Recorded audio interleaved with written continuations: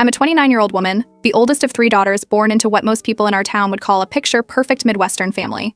We had Sunday dinners without fail, summer weekends at a dusty old cabin near the lake, matching pajamas every Christmas Eve, and a family photo calendar that went out to every relative each December. When I was 16, I started helping my dad at his construction supply business, mostly payroll, bookkeeping, sorting invoices. He said I had a head for numbers, and I kept showing up every Saturday in summer until I left for college. Even after I moved out, I'd remote in to help during billing season or cover when the office manager got sick. My mom's health started declining when I was in college, so I took on more than just school. I worked a job on campus and another on weekends back home, just to help cover things. My sisters were younger. Jill was in high school, Dana still in middle school, so I ended up doing a lot of the cooking, driving, even grocery shopping during breaks.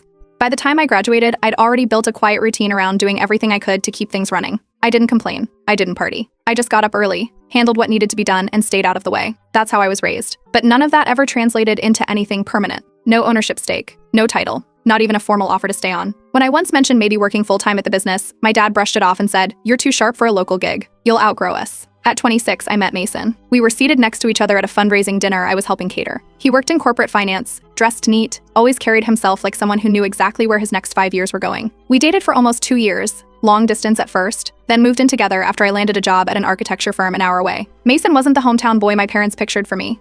He didn't hunt, didn't follow football, and he wasn't raised 5 minutes down the road like Craig, my sister Jill's now husband, who coaches the local high school team and grew up around our family. My dad called Craig salt of the earth. Mason, he just called polite. We got married at the courthouse during the middle of COVID. No one traveled, no big reception. Just the two of us, my friend Miranda as a witness, and dinner from a food truck afterward. I thought the low-key approach made sense, given the world at the time. Apparently that's when everything changed. That Christmas, the annual photo calendar showed up at our house. I flipped through it like always, until I noticed I wasn't in it. Not one photo.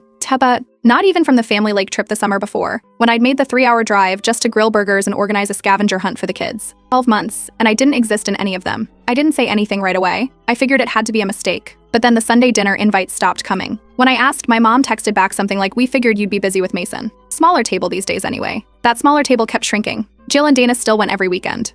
They'd post pictures of pies on the counter, dad carving meat, mom laughing in the background. I watched all of it from my phone while eating leftovers at home. I finally drove over one night after work just to ask what was going on. My mom answered the door, let me in, and made a cup of coffee like always. But when I asked why I was being left out, she said, "Well, you chose your own life now. We didn't want to interfere." That sentence stuck. Jill had started helping at the business by then, after college, where she studied marketing. She hated spreadsheets, couldn't stand early mornings, but she lived nearby, and that was enough. They started calling her the reliable one. That was what they used to call me.